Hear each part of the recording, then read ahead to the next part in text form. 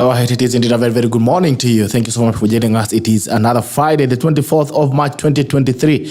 In a very good Friday to you, and thank you so much for joining us this morning. As usual, please, when you join in, we get to know that you're watching us, and after you please share. When you share, you give someone else an opportunity to watch the broadcast. It's the Friday, the 24th of March, 2023, and usually after a wiki edition, and we have an exclusive this morning with Professor PLO Lumumba. He's been here before. We've had an interview with him, and he's actually one of the people that believed in this dream when it just began. And I'm happy to have him again on set this morning. Please, when you join in, please, we get to know that you're watching us, and after please share. When you share, you give someone else an opportunity to watch the broadcast. Also, let us know where you're watching us from this morning. Where are you watching us from this morning? And we're looking forward to having a very in-depth conversation with you as Prof takes us through his thoughts on the state of the nation. We've seen a lot of things that have been happening lately. Tumeona maandamano. Happened with also the government, the misdemeanors the government has been able to execute. We've talked about the CSs that happened yesterday, the CS appointment that happened yesterday. It's become a saga. A lot of guys believe that maybe, a lot of people in the country believe that maybe the president should have considered another direction in that. And also the issues of expenses and government expenditures that people have questioned, and they are saying, at the point when you're speaking about austerity measures, the government should not be spending the way it is. And also 14 hours ago, Raila Odinga gave a statement that is a bit worrying. On his Twitter account, he's spoken about an intention to harm young people. Where I don't know, but you can look at it on his Twitter account. And also, we'll be looking at the political responsibility of leaders. As a leader, what is your responsibility? What are some of the things that you should and you should never do? And how much do leaders influence in terms of the ripple effect, emotional ripple effect in the country, and the results that happen thereafter on everything that our leader will speak out? Lakini kama kawaida, we have to pray, and then when we come back, we get to see who is up. Haya, tuombe. Mighty Father, we come before you this morning. We worship you. We glorify your name. Thank you for another opportunity to be alive this morning. We thank you for this program. We thank you for every tackler that's joining us. We also thank you for the guests as we have this conversation made edify the fabric of this country. For we pray, trusting and believing. Amen. Asante sana. I still want to remind you also that if you're a farmer, ensure that you can get your feeds from Fugo Feeds Limited.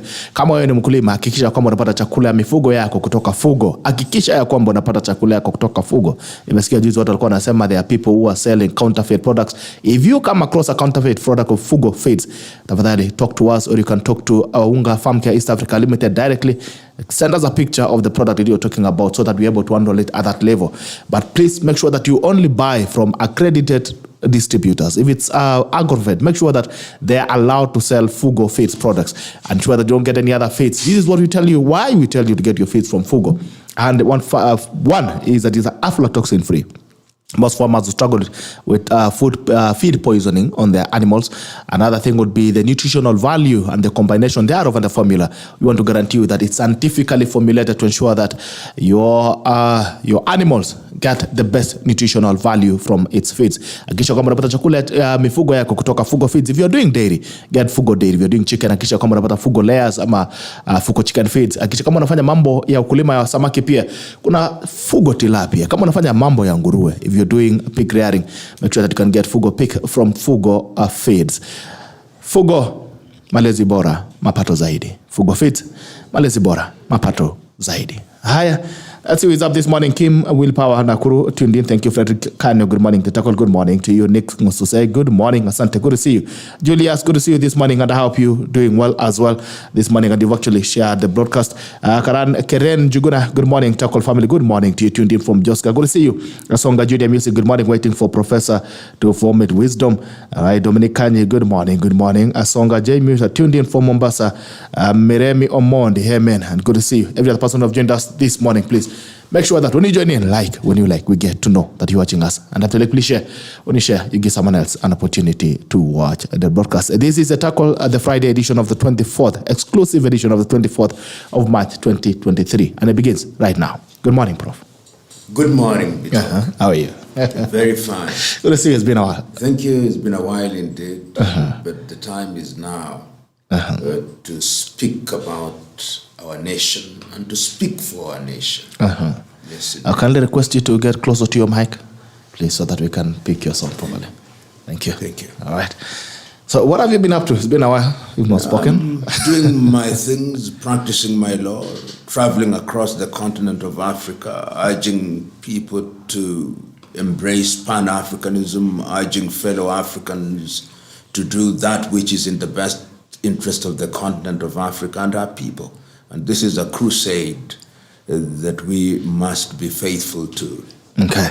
All right. Even before, I think your biggest interest has been beyond the borders, Kenyan borders. You've not restricted your thinking and your activities to Kenya as it is. But you've thought more about the Pan-African space and Africa at large as it is. Now, there seems to be, back in the 80s and 70s, we used to see a lot of coups that were happening across Africa. Presidents were being overthrown and military taking power, or even civilians who were active in politics. Now, as we look across Africa today, there seems to be another wave, and it's a wave of demonstrations. What do you think is happening with the landscape of Africa as it is? You're seeing, looking at Uganda, even the son of Museveni is saying, you know, I'm tired of waiting. Maybe I need to put an end to this. And probably, if you're wise enough, you realize that maybe this is a guy who is worried about the state of the nation in the sense that the father has been president for the longest time. It's like, maybe we need a change. We've seen opposition leaders who have been completely plummeted. Like PCJ, you've seen Bobby Wine. The voices have been killed completely. When you look at South Africa, the recent demonstrations that have been happening, across Africa, there seems to be a new wave of demos and a new wave of a feeling of takeover from a younger generation.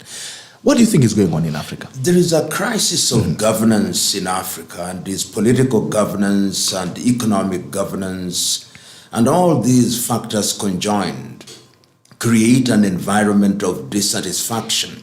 As you've said, we've seen these activities in Tunisia, we've seen them in Algeria, we have seen them in Burkina Faso, in Mali, in Guinea-Bissau, in Liberia, in Ethiopia. And what is emerging is that people are dissatisfied. They are dissatisfied because economic opportunities are diminishing rather than increasing. If you look at a country like South Africa, the post-apartheid South Africa did promise our people many things, which in their view are not being delivered.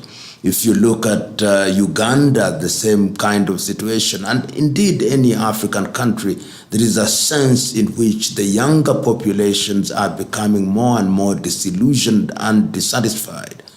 And there are no easy solutions. No easy solutions because Africa is also a part of the global economic architecture. And the reality in the world now is that the world is going through a very difficult patch. Initially because of COVID in the recent past, and the war in Ukraine and Russia, and Russia is also a problem because we never knew, many of us never knew that Ukraine was one of the largest suppliers of grain in the world. We now know that supply chain has an impact on the African continent as it does on the European continent. And of course, there are also domestic problems. In many African countries, there is a lot of corruption. There is wastage, and all these factors actually undermine growth so that the pace of economic growth is not at the level which can sustain the economies and younger populations. We are importing more food in Kenya, you know, we are doing that. Our revenue collection is not as robust as it should be, and opportunities are dwindling, businesses are collapsing. So even opportunities for employment are not as we thought they would be. And that is the state of Africa. And then, of course, there is impatience on the part of those who want to have this problem solved. So Africa is in a crisis of governance. And the time is now to ask ourselves, how can we solve these problems? And in order to solve these problems, every nation must ask fundamental questions. What can we do domestically to reduce corruption, to reduce wastage, to work jointly in order to tackle these problems? When you talk about, even before, because I think also we need to look at the global platform, as you've said, because at the end of the day, the ripple effect on the global politics and business affects Africa as it is structured. Now, you've talked about young people and their feel and their desire to take over power, or their dissatisfaction with the leadership as it is. Now, there's a story about monkeys who were fighting the owner of a car to take over a car. When they got in, they realized that they could not drive it. Do you think the young population as we have in Africa, because there are countries that have given young people an opportunity to lead, and there isn't much to say about that, do you think the younger population, the new generation, is ready to take up leadership in Africa? You know, I'm one who does not believe that age determines how you govern. Being young in and of itself does not give you an advantage. Okay. And being old in and of itself does not give you an advantage. Leadership is about sacrifice. Leadership is about vision. Leadership is about commitment. Leadership is about patriotism. So you cannot say, because I am young, therefore I am better. We have seen young leaders in Africa and outside of Africa who have messed up their countries. We have seen old leaders who have messed up their countries. And we have also seen younger people who have done a good job. You go to countries such as Norway or Finland or Sweden, you can see the leadership there is very young. And they are doing very well. France, you go to countries such as Germany, where leaders are old, but they are doing a good job out of it. And so don't talk about age as the magic wand. Tell me about commitment, tell me about conviction, tell me about patriotism, tell me about commitment. Then I know that you are talking about leadership. Not the pursuit of power for power's sake, as we see in most African countries. So when you look at Africa as a landscape, what do you see? Africa has always been great in prospect. The opportunities are there, but as I've said, and in a different setting, the quality of men and women that we get into the political space are very myopic, very selfish, and in many cases, very rudderless. And for that reason, Africa continues to underperform. If you look at many African countries, you see leaders who don't care about their countries. What they care about is occupation of political office for purposes of personal benefit. There are few leaders who are moving their countries in the right direction, but they are few and far between. All right. Okay, at the global platform, you've seen the war, of course, in Ukraine, between Ukraine and Russia, that has also taken in other countries from the Western and I mean, people are taking sides. And even yesterday, I saw Putin is actually talking about moving away from the US dollar and beginning to trade with Asian and African countries using the yen and the Chinese yen, for instance. Now, on the global platform, what's your feeling, Azali? What do you think is going on? You know, there is a re-engineering of the international monetary and political architecture. We now begin to see the emergence of a new group of new groupings involving Russia, involving China, involving India. And the idea is to de-dollarize their economies. You now see, as you rightly said, the Russians saying they are going to use the yuan. Yes. The Indians are also beginning to transact with the rupee. I've recently just seen the Indians have agreed with the Tanzanians, for example, that they are going to transact using their respective currencies. So the dollar is under pressure. And you remember that the dollar is a fiat currency since 1970. It's not backed by any gold. And we know that this came about during the Nixonian period when they made sure that the dollar was the currency to trade in petrol and other things. So there is a new and emerging dynamic.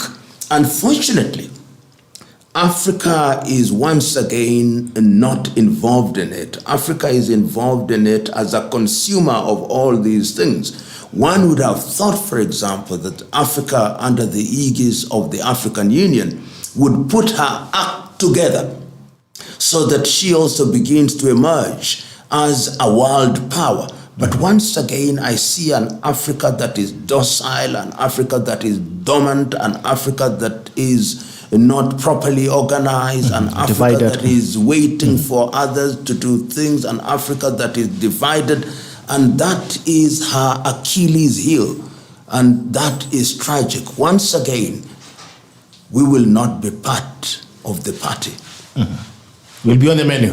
Yes, that's always been like. Mm-hmm. So how can Africa compete globally? Because I remember Muammar Gaddafi, for instance, they talked about bringing up all the countries in Africa and actually coming up with the United States of Africa.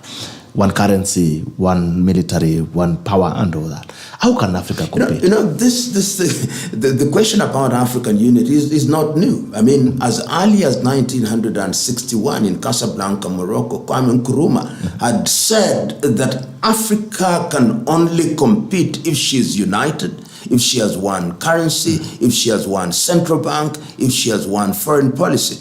And Kwame repeated that on the 25th day of May 1963 on the occasion of the formation of the Organization of African Union.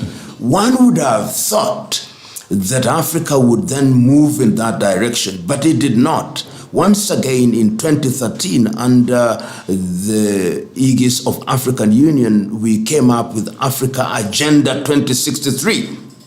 And the declared vision of Africa Agenda 2063 is to make Africa an important player in the international arena. And that requires that Africa speaks with one voice, not with 55 discordant voices, one voice coming out of Addis Ababa. But as I speak now, there is not a single African president whom I can say is a crusader and a champion for Pan-Africanism. And that is lacking.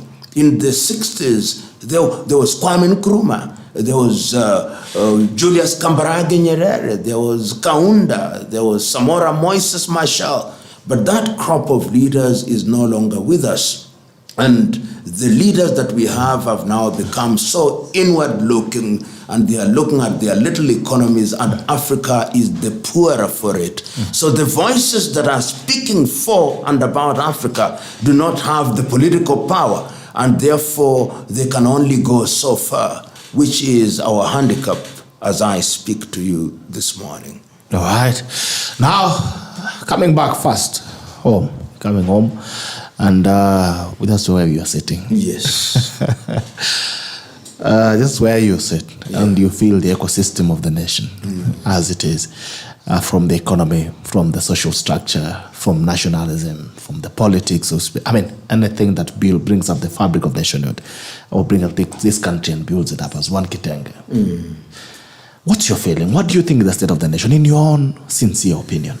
Our nation is in a very bad state politically. Is in a bad political state because we have emerged out of an election which was hotly contested. That election produced a president in accordance with the Constitution and the laws of this country. The losing presidential candidate, the major presidential candidate who lost, Mr. Raila Odinga, has refused to come to terms with the fact that he lost the election. And you and me know, and every Kenyan knows, that Mr. Odinga has animated his political base and declared that the government as presently constituted is illegitimate. You and me have been listeners and witnesses to the vitriolic statements that are going about. You and me have witnessed what was described as mass action, but was not mass action as understood in the world. There were chaotic demonstrations which led to destruction of property and deaths. You and me are now listening to politicians telling us we are going to demonstrate. They have now abandoned the word mass action. We are going to demonstrate on Mondays and Thursdays. In other words, we are going to create chaos twice every week. If that is our country, and it is, you are telling investors this is not the place to invest in. You are telling tourists this is not the country to come to. Our nation is not at ease. And the politicians from where I sit have such contempt for Kenyans, have such little love for Kenya despite their pronouncements to the contrary. And they see us as mere pawns in their political chessboard. It is a tragedy of gigantic proportions. And if our country is to realize our potential during these difficult moments, and I've said it before, it is incumbent upon the politicians to step back and ask, what we are doing now, to what end? What is the end game?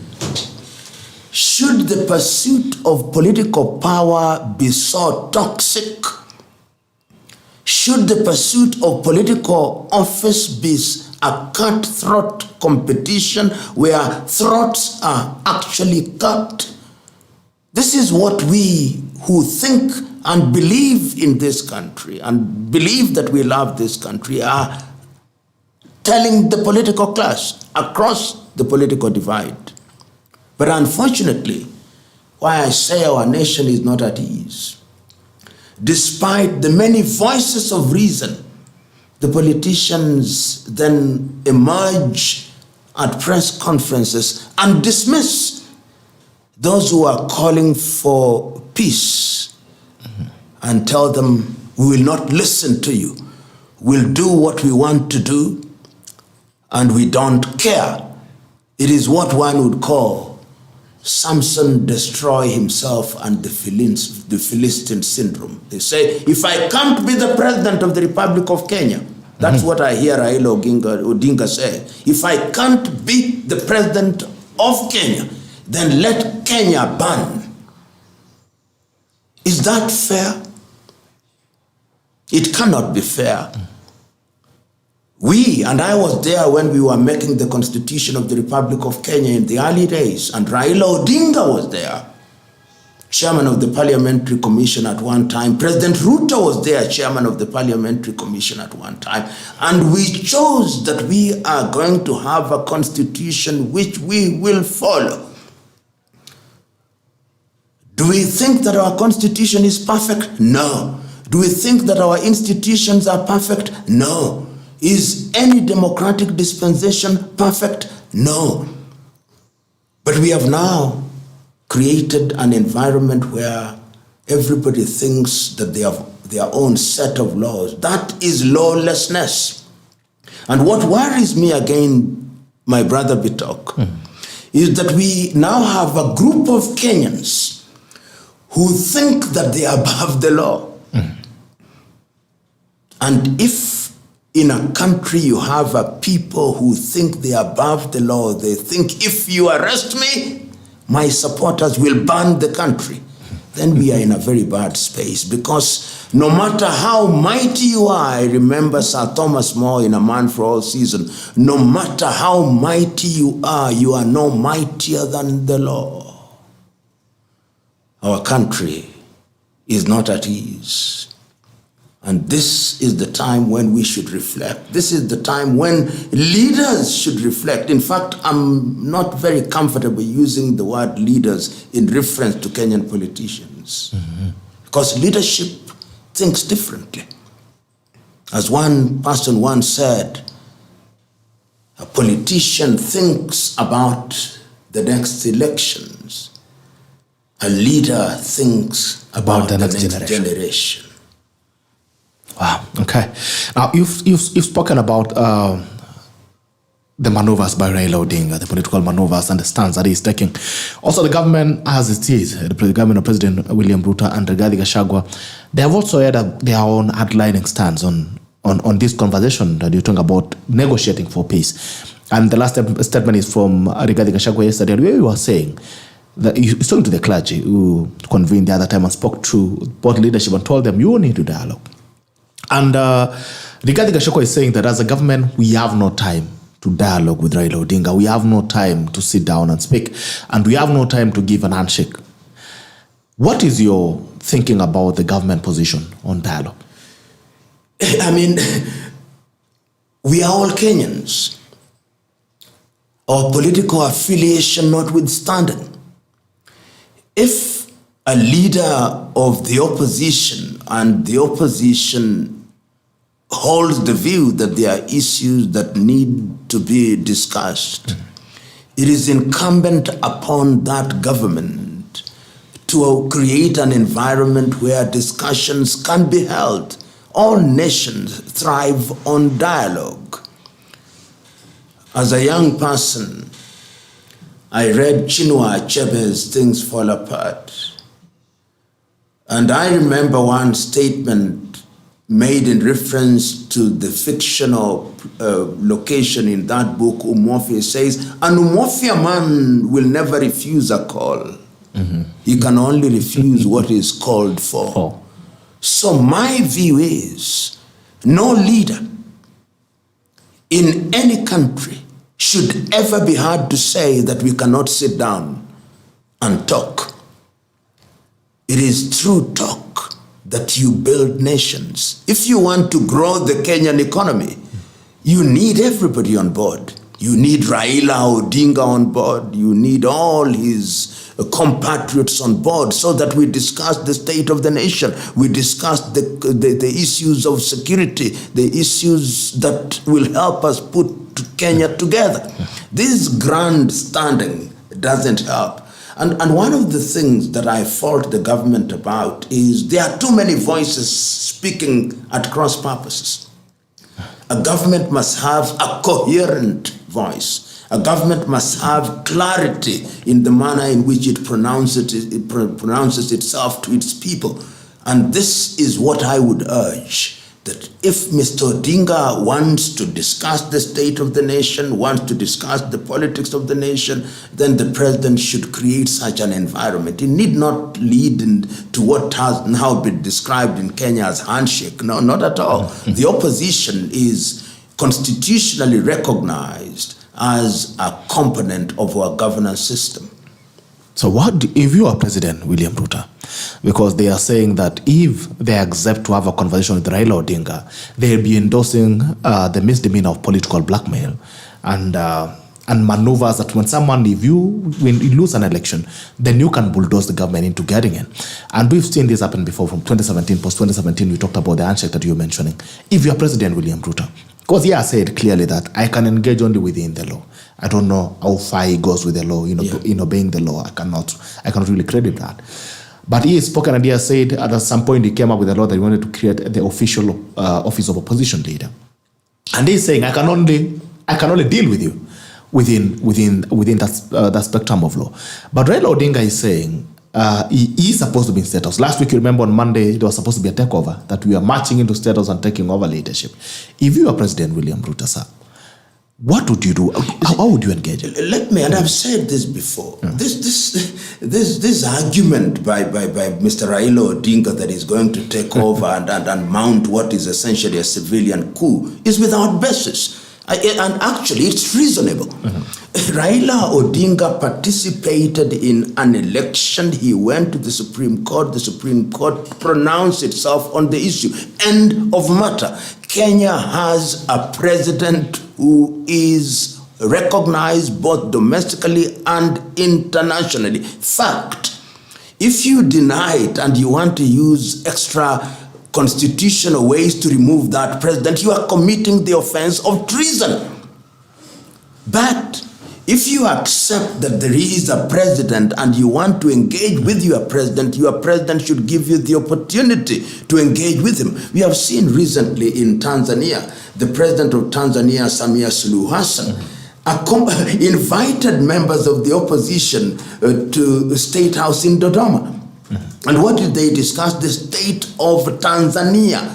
That is what I would expect President Ruto to do, to say, I am governing.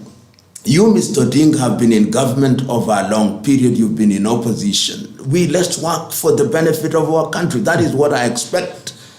And Mr. Odinga must be reminded even if he does not like it, that there is a president of the Republic of Kenya. And he had better acknowledge that.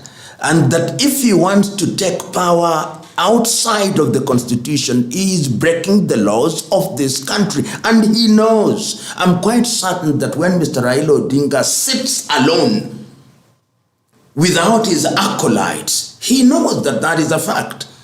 And leadership requires of him, demands of him, that he accepts that reality.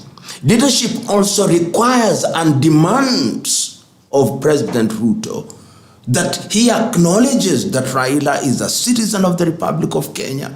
He also has a constituency. He has ideas which can help the Republic of Kenya, and there is need to work together as a team. This is what happens in a civilized nation. When you want to talk to your president, you don't give conditions. What you are giving as conditions should be the agenda items in your discussion. And I hope that President Ruto will reach out to Mr. Raila Odinga, and that Mr. Raila Odinga will also accept that the nation is bigger than all of us and bigger than the both of them. All right. President William Ruto as well, on the other hand, has been accused of, first of all, he has been accused of being partisan in his leadership. He's been accused also of being out of touch with the political situation as it is in the country, that he's not paid attention to the pulse of the nation as it is and the state of the nation as it is. Do you think he's being irresponsible, as many people would say? First of all, I believe that the President of the Republic of Kenya receives security reports on all critical aspects of the nation, that he knows if there is a security problem, and I know that we have a security problem which is being addressed in northern Kenya. The President must know that the economy of this country is not doing very well. The President must know that there are young people who are unemployed. The President ought to know that there are issues that ought to be addressed. He ought to know that the devolved units, namely the counties are not doing very well. So I want to believe that he does. Why I hear people saying that the President is not being sensitive are some of the actions that we have seen. For example, the appointment of 50 CASs, which in my view ought not to have happened. And I was there, Bitok, when we were doing the constitution. We said that going forward, we ought to have a lean government. That is why we said, and it's in the constitution, that we should not have a cabinet of more than 22 cabinet ministers, or as we have chosen to call them, cabinet secretaries. We eliminated the office of assistant ministers deliberately. Now, what we have seen, and it started with President Kenyatta, is the introduction of an office called Chief Administrative Secretaries. In my view, those offices are completely unnecessary. You don't need them. They are sinecure positions which are going to cost this country billions. And let me tell you, I've heard somebody saying that there are only 50 of them. If you have one cabinet secretary, you will need at least 5 other individuals to support that office. The cabinet secretary will need a secretary. The cabinet secretary will need a driver. The cabinet secretary will need support staff. The cabinet secretary will possibly have security. So even my 5 is at the very minimum, possibly 8. Do we need them? Will Kenya be governed better because we have them? The answer is no. And when you do that in an environment where the economy is not doing very well, the message you are sending is that you are not being frugal. Number one. The other thing is, we have seen in the media that the office of the president and that of the deputy president and that of the cabinet secretary, who is now described effectively almost as the prime minister, has been allocated 800 million to buy motor vehicles. How can you possibly be doing that? How can you possibly be doing that in this day and age when we know that there are pending bills, people who provided services and goods to the government have not been paid? How can you do that? I remember the late John Joseph Pombe Magufuli, when he took over office, one of the things he said, I cut foreign travel. I'm reducing expenditure. And even recently, President Hakainde Hichilema of Zambia said, no acquisition of motor vehicles. I'm not taking my salary, and he has not taken a salary for the last 2 years almost. And in other countries, they've reduced their salaries. I remember Thomas Isidore Sankara, when he became the president of Burkina Faso, he reduced the salary of everybody, said, we are selling all these fuel guzzlers. That is what we want to see our government do. And if they do that, the people will say, this is a caring government. But when you are expending money as if you have won a lottery, then the country wanders, and the country then is not at ease, and you give fodder to your opponents. Yeah. You are giving fodder to your opponents. They are able to say, see, we are telling you, they don't care about. Why do you want to do that? Why do you want to do that? You should not do that. So in those, the government should not be moving from blunder to blunder in an environment such as this. The government should be seen to be a little more careful, to be a little more caring, and if they do that, then the country will support them in the struggle to revive this economy. All right. Otherwise, then clearly you're saying they are not doing exactly what you are recommending that they do. Now, there has been something as well that has become very dominant in the landscape of politics, and it's about political statements. We've had statements from the government side, like Rigathi Gachagua statements on the company. We've also had the president on the stance of, we'll deal with you. We're not going to allow you to continue pushing us this way or the other way. Now, we've also seen statements that have come in from opposition, Raila Odinga specifically, and the people who follow him, like you were saying, his colleagues. We've had our good brother, Narok Senator, who has spoken about splitting the country into two. I remember he made a statement that maybe, or why don't we just split this country into two? That's not a new conversation. There's a time they were speaking about secession. I think you can remember that. And creating a different part of this country. Now, yesterday, there's a statement that Raila Odinga made. I'm trying to pull it up on Twitter. And he said that Rigathi Gachagua, Kimani Ichung'wah, and Ndindi Nyoro convened a meeting in Karen at the Rigathi's residence on Tuesday night. Tuesday night is 2 days ago. It was planning a meeting about how they will arm youth to kill 1,000 Kenyans during demonstrations, and take videos and images to the ICC blaming Azimio leaders. Two things, sir. One, do we ever learn as a country? In 2007, you remember the crisis we are dealing with about ICC and Kenyans who are being taken to the International Court for crime against humanity. That's number one. Do we ever learn? Secondly, the innate responsibility of leadership. Like you were saying, when these leaders sit alone without all these people, and you're sitting alone at home, because at the end of the day, each one of them goes home to their own families, or they sleep alone in a bed with their families and all that. When they are sitting alone, do they have that feel of nationalism and patriotism to an extent that there are things that you would want to say? I'm even sure that there are things even you, in your own private capacity, you would want to say. But because of responsibility and the space that you operate in, you think about what would this mean to someone else? What is the ripple effect of your statement?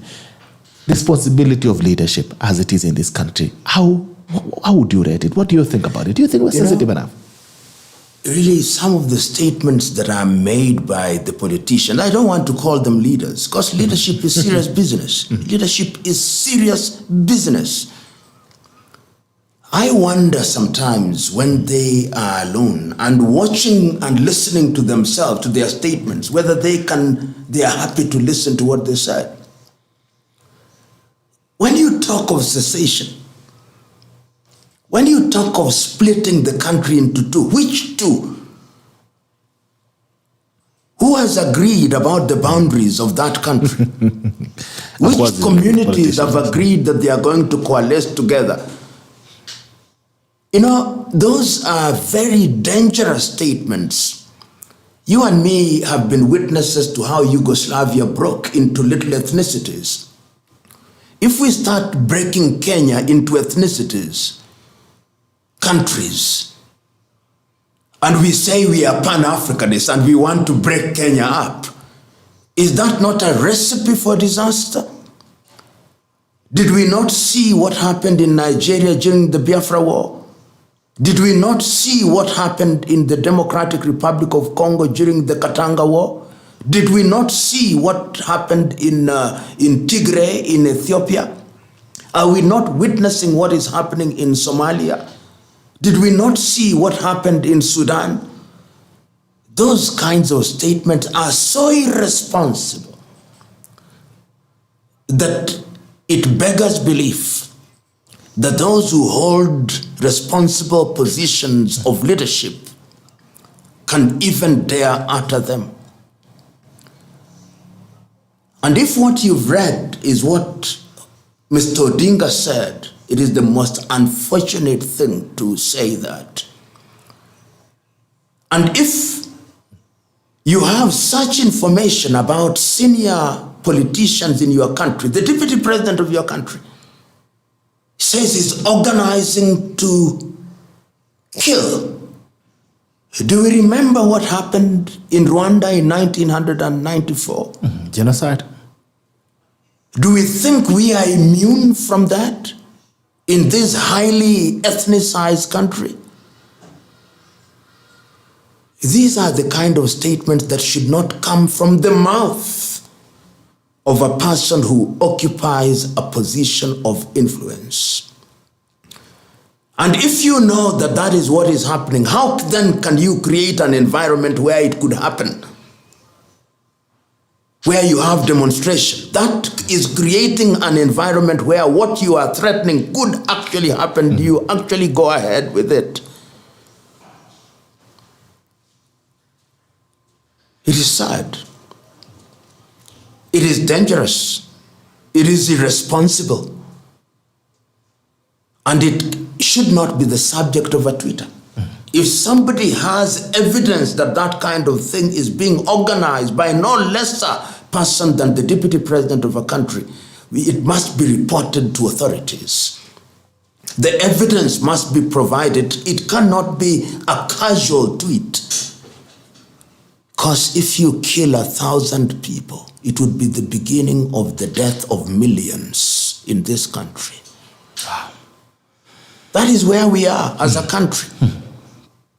Revenge killings. If you kill 1,000 people, it would the revenge killings that would take place in this country. We would never put the country together again. But sometimes I think that our politicians do not care. If they cared, they would not speak like that. If they cared, they would not say the thing they say. If they cared, they would not create environments where people die. What amazes me, that after the demonstrations on the 20th of March, just to tell you how heartless some of our politicians are, 4 people reportedly died. Not a message of condolence, to my knowledge. People's properties were looted. And our politicians are saying that was a success. Success? Because people died? Success? Because some women were raped? Success? Because people's property were destroyed and they have become destitute? The meaning of success in the dictionary must have changed. Yet they call it success. And we cheer them on and demand more. They now say by public demand, we'll have more. Some are even saying we want to have them daily. daily so that more Kenyans can die, daily demonstrations so that more property can be destroyed, daily so that more women can be raped. I remember when there was mass action, and the key leaders of mass action were Mohandas Gandhi in 1930 during the Salt March. Mohandas walked with the people. He was not riding in a car or a cart. He was walking for 240 miles, month of March to April, to Ahmedabad, to the Arabian Gulf. And once he had dramatized their anger, it ended. In August 1963, when Martin Luther King Jr. led a march of 250,000 people to Washington to dramatize their anger towards the administration about jobs and discrimination, they were there in the forefront, and they marched on Washington.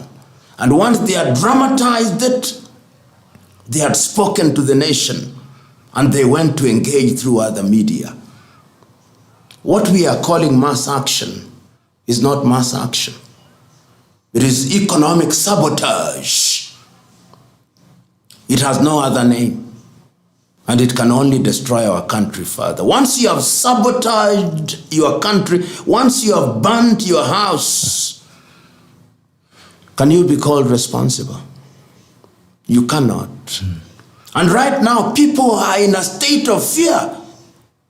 If you speak the truth, you are a marked man or a marked woman, but yet we must speak the truth, because the truth is what will save this country. And if this country is destroyed, history will record that there are few men and women who, in our hour of adversity, did not allow their voices to go silent, even if their voices could not be heard at their most eloquent. But one prays and hope that something will happen. But then again, even as we speak, and I think in another forum we've called it a champagne revolution. But then again, they have argued that they have a constitutional provision that they can, first of all, picket, they can demonstrate, and they have a space to do what they are doing, what they're calling mass action and agitating for their rights. When you speak very strongly against these activities, are you then not negating on the provisions and the freedoms of association and freedoms of law, or now you agitate for a space to speak on your dissatisfaction in governance, for instance? Are you not negating on that? There is no freedom outside of the law. Freedom must be exercised within the law. The Constitution contemplates picketing, demonstration, but Bitok, what you and me saw on Monday the 20th of March, was that picketing? When they were stoning things in Kisumu? Was it picketing when they were looting shops? Was it picketing when women were being raped? That is not picketing. So let us not seek refuge in the law in order to be lawless. You seek refuge in the law when you are lawful. And we are saying, demonstrate all you want, but demonstrate in accordance with the law. Demonstrate all you want, but comply with the law. If you want to demonstrate, let the demonstration be led by the leaders of the demonstration in an organized manner. If you saw on the same day, there were demonstrations in South Africa. You could see the leaders were marching with the people and singing. They were not looting. And those who tried to loot, they were cautioned by the leaders who were present there. But in our case,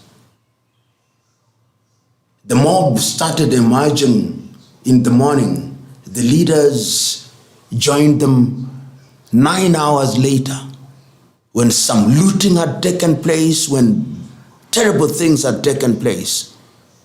So the most important thing is that when you choose to act in accordance with the law, you must protect the law.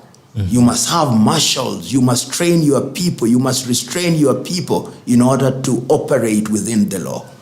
Right. They say whoever comes to should come with clean hands. Absolutely. If who comes to equity must come with clean hands. All right. Now, our opinion notwithstanding, or your opinion notwithstanding, Raila Odinga has made a statement. Yesterday he spoke and he said, prepare for a mother of all demonstrations. And he has said, it will not only be Monday. It will also be Monday and Thursday. And like you mentioned, there's a possibility that it could even spill and maybe become an everyday thing where we wake up, and that's what we do as a nation. Now, if you are president, how would you deal with this? How do you deal with the demonstrations? Because last Monday, also the Azimio leadership came out and said that the police were the ones who were demonstrating. The police were the ones who were being violent and the ones who were doing all those crazy things. If you are president, how would you handle this? Would you arrest Raila Odinga? Let me tell you, and I'm being very candid about this. Those who are engaged in demonstration must have an agenda. You and me know that the cost of living is not going down tomorrow or anytime soon. And why do I say so? I'm looking at the international economic environment, the cost of fuel. I'm looking at the cost of grain and all those things, and the state of our economy, the taxes that we are collecting. It is quite evident that it will, as I've said before, take at least 3 years to stabilize this economy. So the cost of living is not going to go down anytime soon. So what would I do if I was a responsible leader, whether in opposition or in government? Is for Parliament to come up with measures. I'm shocked to see parliamentarians who have a platform in Parliament choosing to use political rallies and demonstration to articulate their views about these things while they are being paid as parliamentarians. Parliament is the body that is charged with dealing with these issues. I would want to hear the National Assembly coming up with measures to deal with these things. None of them, not in National Assembly, not in Senate. Instead, they attend rallies at which nothing is discussed except insults. So that is, one wonders whether they should even earn a salary at all. So the cost of living is not going to go down. The other thing that I see now being demanded is that the 4 commissioners who are removed must go back to office. The 3 of them resigned of their own volition. If they resigned, how do they go back to office? One was subjected to a hearing in tribunal, and the tribunal has made a finding that she ought to be removed. She has not appealed the tribunal's decision. How do they go back to office? The other one is that servers must be opened by the President of the Republic of Kenya. And those servers, we are being told, contain things which we do not know. If my memory serves me well, the mandate to open servers does not reside in the presidency. That mandate resided in the Supreme Court when it was adjudicating over the electoral competition, and I believe to the extent that it was necessary, aspects of it were opened. So that will not happen. So if you look at the demands that are being made by the opposition, they are demands that will never be met. It's like going to a witch doctor and he tells you that he wants you to get the tongue of a crocodile. Unless you want to that. I mean, those are the demands that are being met. Meanwhile, you are writing a letter to the Commissioner of Police in Nairobi, and you are saying that we will go on with our demonstration whether you give us the license or not. So why apply? In other words, you are saying we are going to break the law regardless. And when you say that is the mother of all demonstrations, and you say that you want to march on State House and you want to remove the president, that is treason. And there will come a time when, whether President Ruto likes it or not, the government, when these individuals will have to be arrested and let the chips fall where they may. There will come a time when it will be necessary for the interest of this country to identify individuals who want to overthrow the government of the Republic of Kenya to be arrested and charged in court. There will come such a time. And sometimes leadership requires that decisions are made, however painful they are. Because what else do you do? How are you going to run a country where there are people who have said that they are going to sabotage your economy? How are you going to run the country? How are you going to reduce the cost of living? He has been dead and warned. Yes. If you arrest him. Yeah. So do you think that is a moment? There will come a time that it will be for the government to determine. But I'm saying, and I've said it before, in other parts of the world, the individuals who are engaged in these activities would have been arrested in other parts of the world. Because they want to overthrow the government in an unconstitutional manner. What do you do? What do you do if you are the government? What would you do? I would do what the law enjoins me to do. Which is? Which is, if people cross the path, arrest them and charge them in court. Let those who want to demonstrate, let the chips fall where they may. Because short of that, do you realize what that means, Prof? You know, I realize what it means. But what do you do? There are people who now think they're above the law. Do you run a country that is lawless? It's painful to say what I'm saying, but what do you do? What do you do? Wow. Okay. Yeah. All right. Mr. President, now over to you. Prof has spoken his mind and what he thinks. If you are sitting where you're sitting today, you would do about the state of the nation as it is and the state of politics as we say it. Now, almost 7 months post 2022 elections and the installation of the new government, what is your honest criticism of President William Ruto's government? Almost 7 months post. A number of things. Swearing it. Yeah. I see a government that is still on a campaign mode. I see a government which is still allowing partisan party politics to play a major role. I would have wanted to see a government that is more settled, a government that speaks with a clearer and more consistent tone, a government that moves towards inclusivity. And some of the statements that I've heard from some of the individuals in his administration suggest that they think that there are two Kenyans, the Kenya that voted for them and the Kenya that did not vote for them. But in any democracy, the reality is that if you have conducted an election and you have been declared the president, you are the president of all people, those who voted for you and those who did not vote for you. I would want to see the government operate on that basis. And statements such as, this is a government of shareholders, is one that does not help the argument at all. So in my view, one would want to have the president appear and conduct himself in a manner that energizes the entire nation and dissuade people from within his ranks from making statements which divide the country. Number two, I would want a government that is more frugal. I see a lot of wastage.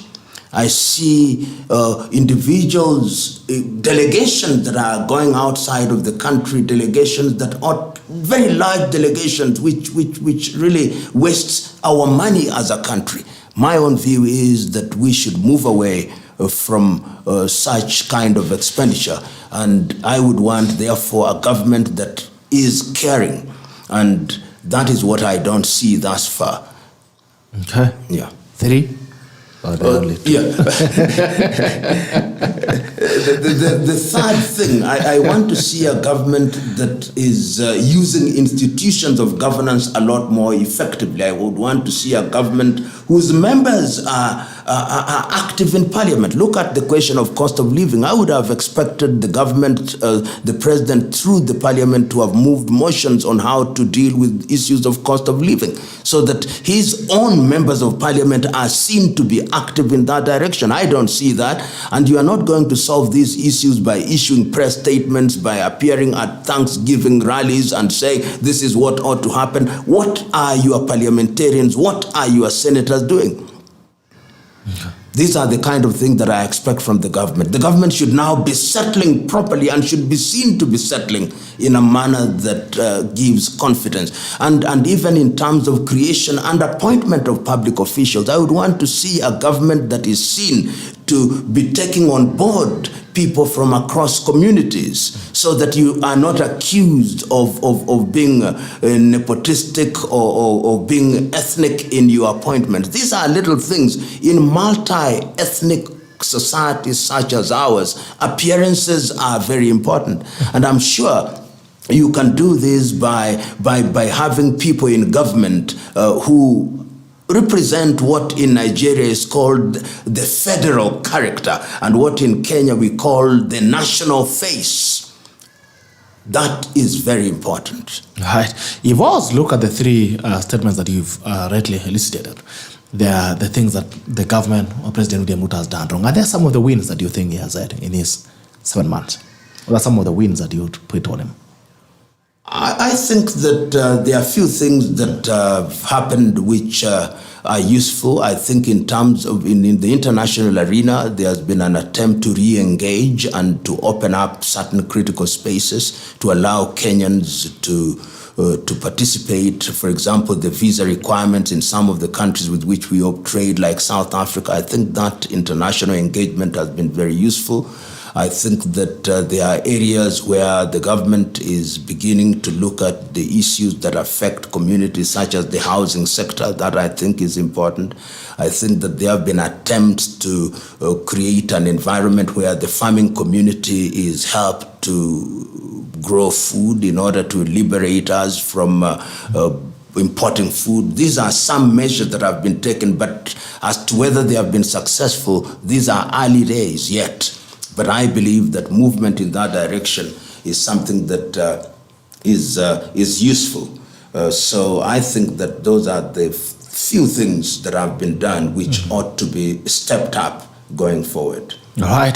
This is the State of the Nation, exclusive edition with Professor PLO Lumumba. It's a Friday of 24th March 2023. And we're having a conversation around the state of the nation as it is, how the nation feels to you. Also, the citizens who are watching us this morning, you can let us know how you think the state of the nation is. What do you think about the different sectors of this country as it is, the economy, social fabric, citizenship? Think about anything else that would make us up as a nation. What do you think? What do you feel? Do you feel the country is headed in the right direction?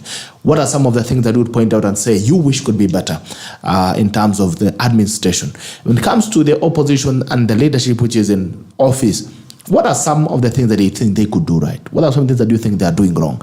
And where you're sitting, are you optimistic as a Kenyan that we are realizing a better country that it has always been? I think, Prof, you've spoken about the CSS. Mm-hmm. Unless do you still have something to add? The one thing that which I think ought to worry, I saw Cabinet yesterday said that they are going to dispose of certain national assets, the privatization without involving Parliament. I think that is a wrong thing. Once again, I'm beginning to see the hand. I do not know whether these are IMF, World Bank prescriptions.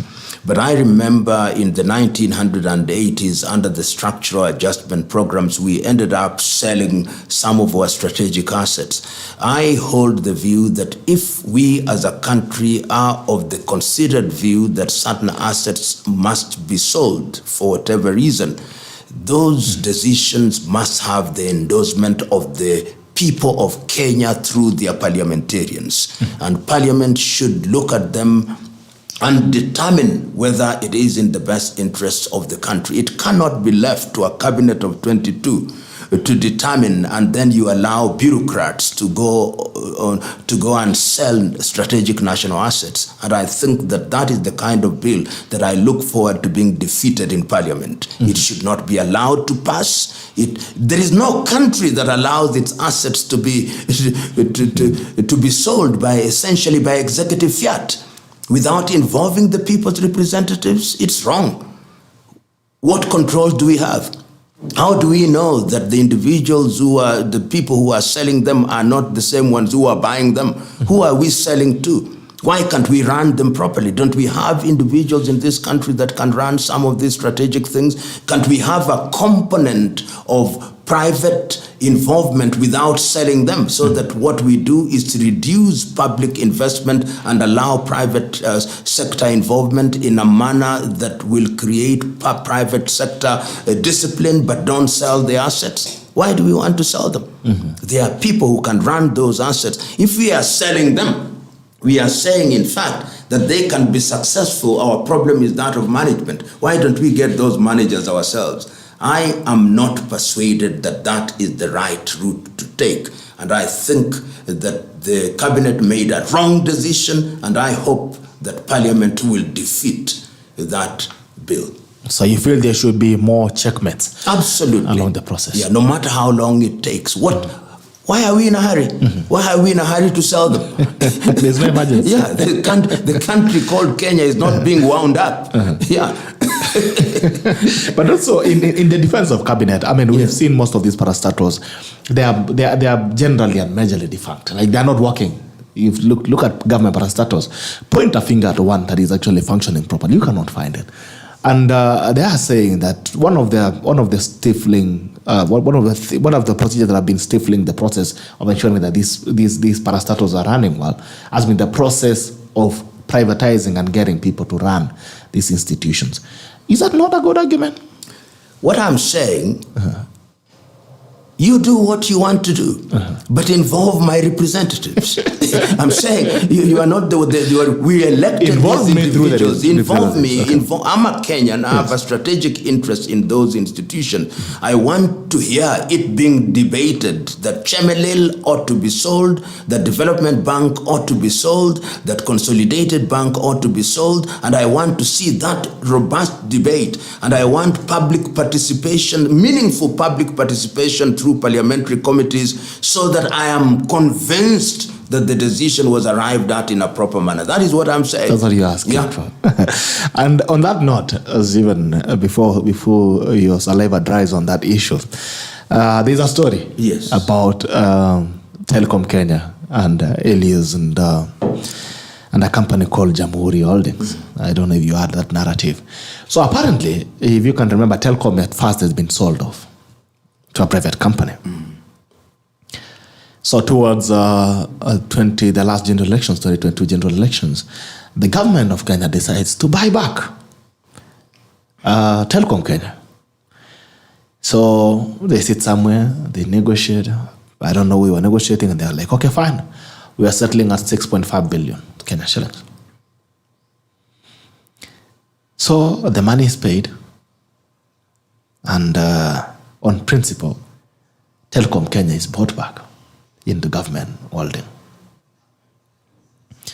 Now there's a story coming out that, number one, the AG says he has not seen the shares that were reverted back to government. Number two, they don't have the transaction history, who was paid. They don't even know who was paid for this. Number three, the company that was still holding Telecom Kenya still claims rightful ownership of the parastatal. What do you think about that movie? You know, these things only happen in these parts of the world. In other parts of the world, the individuals who are involved, in China, they would actually be executed. Because that is economic sabotage. That is grand theft. How can it be that an asset of that magnitude is sold and resold without the involvement of the Office of the Attorney General? What does it say about the former holder of the Office of the Attorney General? What does it say about the Office of the Solicitor General? What does it say about the individuals who are in office at that time? Have they been arrested? Have they been charged? What has happened to them? It tells you how weak our systems are, how casual we are, how unpatriotic we are. And the tragedy is that the newspapers will report them one day and then they disappear and nothing will happen to these individuals. And these individuals are multimillionaires, and in the next election, they'll be the ones contesting as governors, as senators, and as members of parliament, and they'll be elected. They will win. They will win because they have the money to buy the electorate and to buy and to manipulate systems. It is tragic. And these are the kind of things that I think President Ruto should really put his foot down and ensure that individuals are punished. And President Magufuli, before he died, came out and dealt with these things firmly and thoroughly. President Chakwera is dealing with these things in Malawi. President Hakainde Hichilema is dealing with these things in Zambia. We should do it. We need to this impunity must just stop. All right. Impunity must stop. Now, you mentioned that, I'm just curious. You've mentioned that Mwalimu John Pombe Magufuli was a good friend of yours. And when he took power, we saw a lot of wheels that were moving, especially around issues of leadership, credibility, integrity of leadership, and issues of fight against corruption. Because in Kenya, it's always been a song. Everybody comes in, you're going to fight corruption, this and this. It never ends. Now, John Pombe Magufuli seems, many have criticized his leadership as dictatorial. But I could see a lot. I've been to Dar es Salaam, I've been to Moshi, I've been to most cities in Arusha. I moved around Tanzania. And there seems to be some level of public responsibility. What are some of the things that he did? Did you ever get to sit down with him? I did sit down with what was the crisis when he took power? I mean, the gentleman was a patriot. He came into the country and said, we have our own resources. We can collect our own taxes. We don't need to rely on other people. And he initiated things which are, to the credit of the new president, Samia Suluhu Hassan, are now beginning to be implemented to their completion. Look at the Mwalimu Nyerere Dam. He came, he found a contractor that was not doing a good job, he chucked him out. The Mwalimu Nyerere Dam, I believe, is going to begin to generate power in the next few months. The SGR, which is electric, unlike ours, moving from Dar es Salaam through to Morogoro, and ultimately it will go to Dodoma, and once being done at almost half the cost of what we used in our own SGR here in Nairobi. The piping of gas from Twara to Dar es Salaam. Discipline. The companies that were not paying taxes in the mining sector, we now have the taxes were paid. There was discipline. There was accusation against him that he didn't deal with the opposition very well. I believe that perhaps it was a little bit high-handed in that regard. But there is a sense in which there was discipline in the administration. And if you go to Tanzania, they are saying really during his time, there was fiscal discipline, there was discipline in the civil service. The ghost workers that were, is a contradiction in terms to say that the ghost workers that were there were no ghost workers, but that existed in somewhere. Were eliminated, 14,000 of them in the civil service. So this was a man who loved the country. He told people, I don't want people to be traveling around the world. We have our embassies and ambassadors. Let them do that kind of work. So when Samia Suluhu Hassan has now come on board, Samia Suluhu Hassan is building on that foundation. And the one area in which Samia Suluhu Hassan, I think, has done a good job is to deal with the opposition differently. She has outflanked the opposition. And that is one of the things that I commend to President Ruto here. If the opposition is a responsible opposition, work with them. for the benefit of the country. The other time, about 2 weeks ago, Samia Suluhu Hassan attended an activity of Chadema. Yes, in Chadema, in Moshi. Yes, in Moshi. Yes. That is the kind of thing that we are talking about, because there are not two separate countries, one for the opposition and one for the government. It's the same country that we are working for. So I am of the view that John Joseph Pombe Magufuli did a good job for Tanzania. Nobody can rule guiltlessly. He had his own weaknesses, but there is a sense in which the positives far outweigh the negatives. Okay, all right. Now, back home to our problems, small problems and big problems.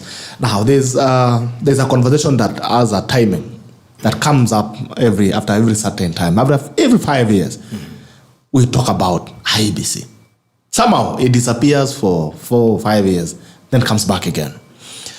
During the 2019 handshake, one of the very major issues that were raised by Raila Odinga that he said he was getting into an handshake to fix was the integrity of IEBC and the constitution of IEBC and its ability to handle an election in 2022. A credible election, credible, very viable, and by all standards. Now, that conversation is coming back again.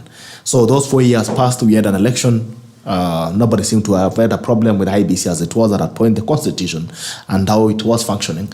Nobody seemed to have had a problem. Now, we finished the elections and IEBC is on the spot again. This time it's about its formulation. First of all, it's about the running of 2022 elections that they feel there's a part that feels it was not credible or they didn't do what they were supposed to do. And now it's about its constitution. Now, this IEBC thing is not a new story. You've had chairmen who have been hosted out and commissioners who have been hosted out before. Talk about Kenyan, Isaac Kazan. It has always been a part of a political conversation. Now, IEBC, is it an issue of mismanagement or management, or is it just one boogie man that every other politician pants on when they miss their target? And that would be Bitok, what amazes me, this IEBC conducts elections for MCAs. This IEBC conducts elections for members of parliament. This IEBC conducts elections for women reps. This IEBC conducts elections for senators. This IEBC conducts elections for governors. Nobody talks about the IEBC misconducting those elections. The 5 of them for 5 offices. Nobody. In fact, the ones who are shouting that IEBC conducted elections badly are MCAs produced by a process presided over by IEBC. They are women reps produced by the same process. They are governors produced by the same process. They are governors, senators produced by the same process. IEBC is good for 5 electoral positions and only becomes evil when it comes to the presidential elections. You see my logic? Could it be the problem of the candidate rather than IEBC? Why are we afraid to ask that question? I'm asking you this one. And I'm saying that the time has come that we must also ask, as you've rightly said, is it the problem of the candidate rather than IEBC? Is it every person who comes? Chesoni was bad, Kivuitu was bad, Isaac was bad, Chebukati is bad. I personally think that IEBC has no problem. That's what you think? That is what I think. I personally hold the view. Do you think or you believe? I think so and believe so. There is no perfect election anywhere in the world. And I hold the view that we must ask ourselves, why is it that we go into elections and believe that unless we are declared the winners, then that election is not properly conducted? So I am convinced, because if the IEBC is so bad, why all these other elections are deemed to have been properly held, but not this one? This is my question. Okay. Yeah, but we don't. We are afraid to ask that question. We are afraid to say so. Unless we are asking it. Yeah, at least we are asking it. Yeah. All right. And on two different occasions, the question as to whether IEBC has conducted itself in a proper manner has been tested in court. They are tested, or at least at the presidential level, it was tested in the year 2013, and the court made a finding that the elections were properly held. In 2017, they were tested in court, and the court made a finding that they were not properly held and made a recommendation. And made recommendations. In 2022, they were tested in court, and the court took the view that they were properly held. And when people are dissatisfied in a number of areas, in whether it's MCA or in gubernatorial election, they are tested through petitions. I think it is a culture that we have now made in this country to reject electoral results if we are not declared the winners at the presidential level. So the referee is okay. IBC as it is fine. I don't think there is a problem with the IBC. Okay. It makes its mistakes, but I don't think there is a problem with the IBC. I don't think so. Okay. What do you have to say about the process that is ongoing on the recruitment of the commissioners that Azimio has strongly spoken against? And they've said they're not going to be participators in that process. And they're saying it should be nullified. It should be declared null and void, and the process should be repeated again. You know, Azimio has made a statement. I believe that there was an amendment to the law which then entitled the nominations to be held differently. We have chosen to make laws through Parliament. Parliament has made laws. If we then say that laws should not be respected, how will we run as a country? This is the question that I'm asking. If you have created an arm of government, which is Parliament and Senate, and you say that those are the bodies that are under the Constitution ought to make a law, and they have made a law, and that law is in the process of being implemented, if you run away from that, what do you do? Which path do you follow? This is the problem that I'm struggling with. Short of taking back the law and amending it, and these are the kind of conversation that you would have if you want to. Sometimes you can do things in order to heal the nation. If there was a responsible leadership on both sides of the political divide, then you would say, let us then have a look at this law and we have a bipartisan approach. But to say, one of the arguments being made is that the leading political parties will recommend members into IEBC. Which political parties? In Kenya, political parties change every election cycle. This Azimio that you have did not exist 5 years ago. This Kenya Kwanza that you have did not exist 5 years ago. Which political party? You know, when you are talking about political parties in Tanzania, there is CCM. There is Chadema. In South Africa, there is ANC. There is DA. There is EF. In Mozambique, there is Frelimo. In Angola, there is UNITA. There is MPLA. But in Kenya, we have every election cycle, people seek election on different political formations. So which one? Which one? Let's ask ourselves. We had NASA, we had CORD, we have Jubilee, we have Kenya Kwanza, we have Azimio. In the next election, possibly we'll have another one.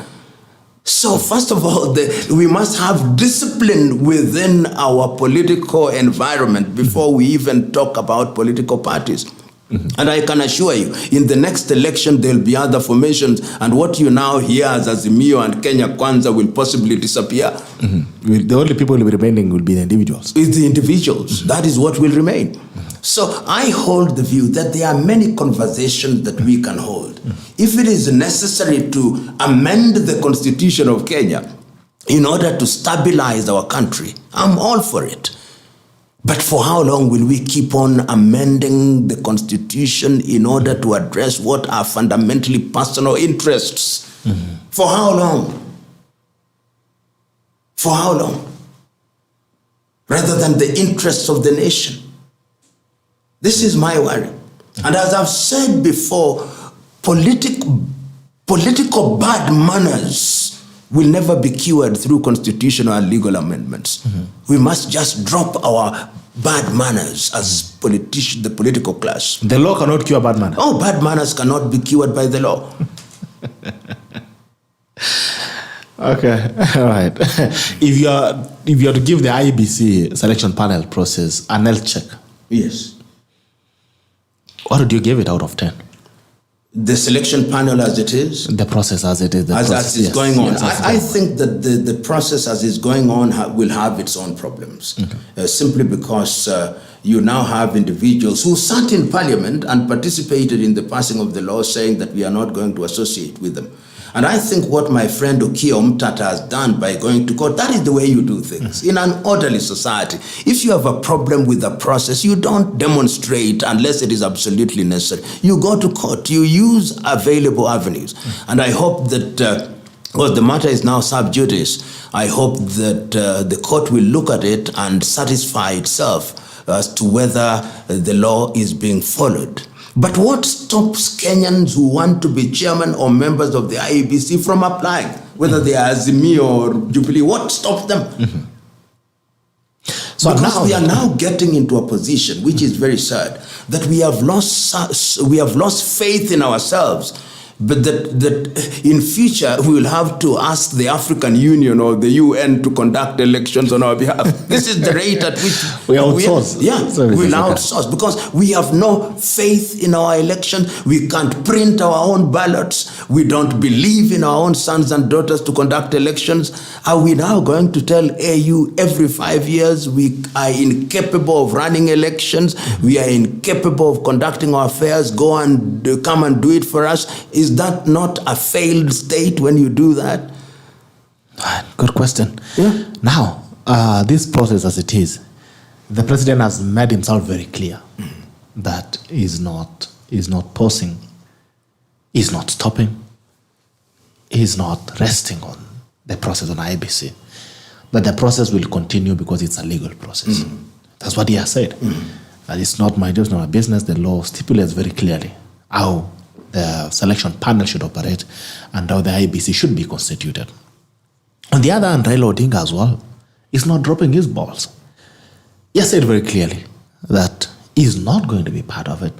And he has actually declared it an illegal process. Now, Raila Odinga as well has declared that he's going to run in 2027 for presidency. William Ruto, why do you find that funny? Why do you find it funny? Yeah, because I believe he's a member of a political party. I hope and other members in his political party may also want to run. But they have always wanted to run before. It's not the first time he'll be wanting to run. You know, the reason why I find this amusing, it's so early to talk about the next election. They are 5 months after the last one. All right. Yeah. Regardless, he has said it that he's going to run. Anyway, and I mean, that is his constitutional right. Yes, and he's never walked back on that. Yeah. Anytime he has said he's going to run, he actually goes like that is his constitutional right. Even when he said it breaks Mebaki, Samoei Rindvana says now kuna bazooka. In 2022, you're talking about one bazooka that is left. So 2027, he has declared that he's going to run. Yes. Give it to him. He's going to do it. Yeah, he's going to run. He's going to run. William Ruto as well is saying that, and if you see the way he's maneuvering and how he's operating now, it's clear that he's going to defend his seat in 2027. Yeah. Now, we have a very sharp divide and disagreement between these two factions that are going to be part of an election in 2027 over a referee that they both want to participate in managing this contest. And this one side is saying that they're going to stay away from that process of selecting these referees. And this other person is saying, I'll continue to push and ensure that we have a referee because we have the Constitution stipulates very clearly the timelines of constituting an IEBC and how to do it. What do you foresee in 2027? If we get to, we are building up to a very toxic environment. We are building up to an environment where one major component of the political divide is going to say, we boycott the elections. Who wants that? And that is why many of us, or some of us who believe in negotiation, still hold the view that both sides ought to find a common ground.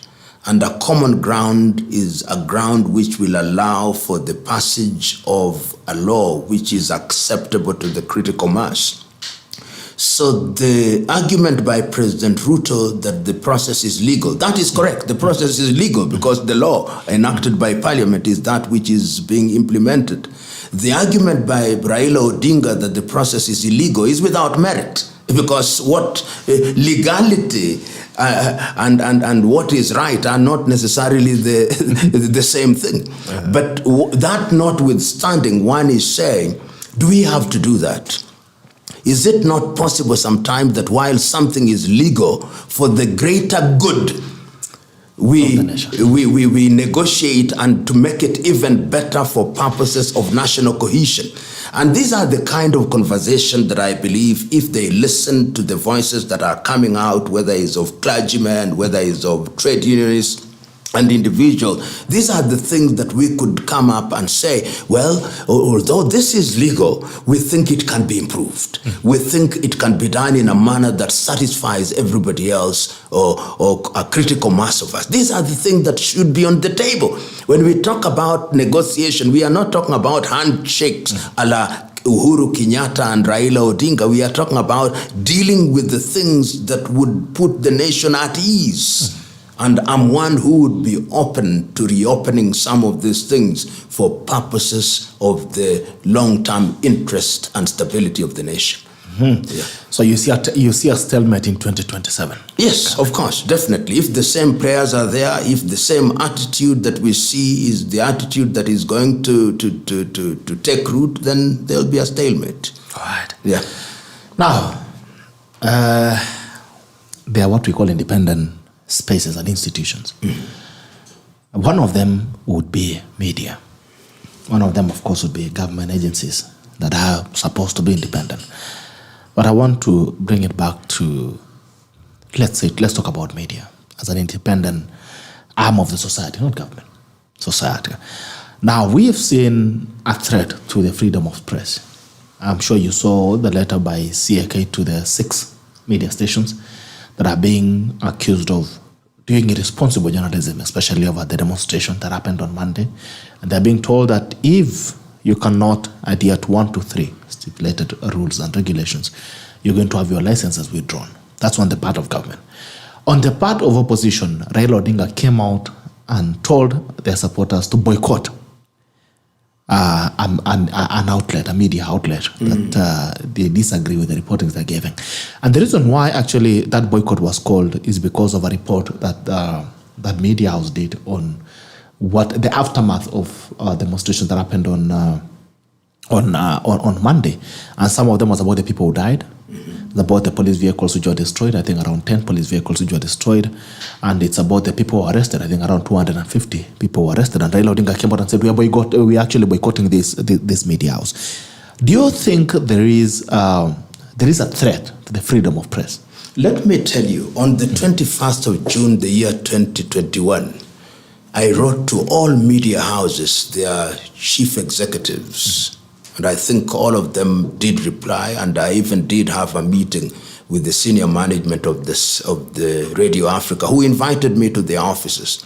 And what was my complaint against them? I told them, your reporting is sensational, and your reporting is casting the country in an ethnic manner, and it is not in the best interest of the country. Hilary Ngweno, before he died, one of the most famous journalists in this country, wrote about the responsibility of the media in fragile societies.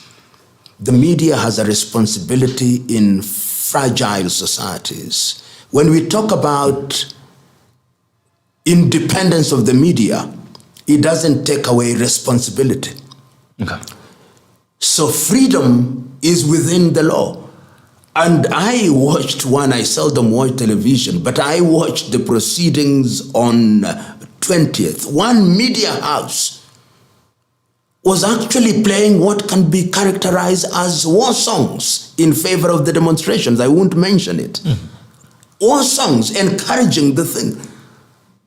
So the media has a responsibility to ensure that they report things as they are, but to use discretion. And I'm sure that media throughout the world does that. What the do's and the don'ts of responsible reporting. To what good? So that you preserve the nation and preserve integrity and preserve certain sensibilities. But it is wrong for politicians to want the media to report as they will. In other words, the media ought not to do what the politicians want, that if you report in this fashion, then we'll ask for a boycott. That, I think, is irresponsible. But the truth be told, the media ought to enjoy freedom, but they ought to exercise that freedom responsibly and being cognizant that these are very fragile societies. You would report one thing today and it would light fire in another part of the country. It is important. If you look at the headlines of some of the media outlets, particularly the print media, on the 21st day of March, they were celebratory. It's as if they were celebrating the fact that shops had been broken into. The truth is that demonstration took place in parts of Nairobi. I was in my office on that day, and I drove around parts of Nairobi where there was no demonstration at all. There were demonstrations in part of the country. In fact, the majority of the counties did not experience any demonstration. But what was the headline in one of the media houses? I don't know whether it's right to mention, but in one of them says, Raila tikisha inchi. Was that not sensational? So responsibility is critical. Freedom, because when this country burns, even these media houses will not be there. They'll be reporting from refugee camps. This is what, when we are joking now, as if we cannot break this country down into a civil war, and we'll be in refugee camps, we'll be scampering to Uganda and Tanzania, all of us, and Somalia and Ethiopia and everywhere else. In refugee camps, the tweets and WhatsApp that we are sending will not have electricity to send them. This is what the politicians in this country are driving us towards. They themselves will have run away to different countries. So freedom comes with responsibility. Yes, indeed. Okay. Freedom comes with responsibility. So that's it to the media as well, who have been agitating for their space. And they are saying that the government or the opposition has been getting in between that. Now, what do you think the state of devolution? Devolution was one of the big wins for Constitution 2010. What do you think the state of devolution? You know, I was involved in this process, so I can speak with some certain degree of authority. First of all, there's the idea that some individuals brought devolution. Complete nonsense. We walked around this country for 2 years. Devolution was a recommendation from the people of Kenya, and the CKRC interpreted that, and CKRC in its report recommended that the country create devolved units. We recommended between 14 and 18. Because the people wanted services to be taken closer to them. Yes. Devolution as an idea is good. Nobody can fault it. But we have too many devolution units. I don't believe that we need 47 counties. They are unviable.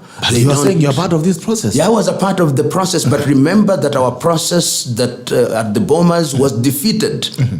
It is after the 2007-2008 that parliamentarians chose to create 47 units. If you look at our report, we suggested 14, maximum 18, with Nairobi not being a county. Nairobi would be run in the manner that you run Washington, D.C., or the federal capital Abuja in Nigeria. That was our recommendation. As a metro? Yes. How then the politicians determined that we should have 47 units, I have never understood.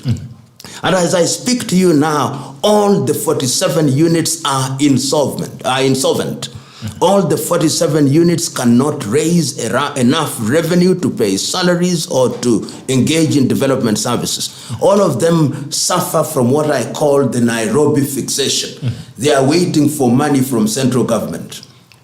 And if you look at the cost of running those devolved units, they are simply not sustainable. So we must, in the nature of things, begin to ask ourselves how we improve the devolved units. There are too many, they are not sustainable, and some of the counties ought to be merged. And in fact, when you see people meeting and saying the Lake Basin counties, that is what should be the county. The entire that region, that is what should be the blocks county. should be one county. How can Kenya with 47, with a population of 50 million have 47 counties, which are the equivalent of state, the way they are running, and Nigeria has 37? The United States of America, which is a federation, so I'm not comparing like with like, has 50 states. We have 47 with a GDP of 117 billion. America has a GDP of 20 trillion. And maintaining a Kenyan governor is more expensive than maintaining a governor of the state of California, whose GDP is 3 trillion. Wow. So we've got to re-examine the devolved units and ask ourselves whether they are viable or they are not. Are there any wins since the advent of devolution? Because there are quite a number of things that have been done, which you cannot quarrel about. I think money has gone into the units, and you can see certain things which did not happen for a long time happen in the devolved units. So there are things that can be done. But do we want just bare things, or we want to have systems that are sustainable, that will change the character of those places in a fundamental way? Too much of our money is going into administration. Almost 50% of the national revenue is going into recurrent expenditure. And if we continue on this trajectory, we'll have 60% going into paying salaries and other things. And 40% being divided among the fundamentals. So I think that this is the time, in the context of wanting to examine our constitution, to have a look at the architecture of our devolution. The principle, you can't quarrel with. But the units, too many. All right, actually, according to the report by Auditor General, most counties have spent 70% upwards on recurrent expenditure. Actually, the wisdom behind a devolution was to take services and development to the people.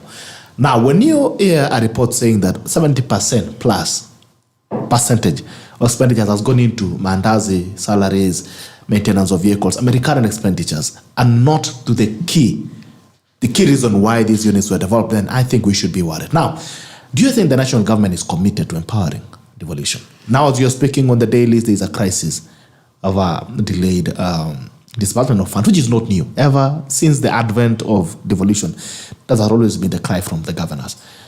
Do you think the national government is keen and committed to empowering devolution? The question that we should be asking, does the national government have resources? I suspect that the national government is not raising sufficient resources. If you look at the pending bills, it tells you that we just don't have money at the center. So if you don't have money at the center, you cannot give that which you do not have. This, I suspect, is the problem, rather than unwillingness to give money to the devolved units. And it may become worse before it becomes better.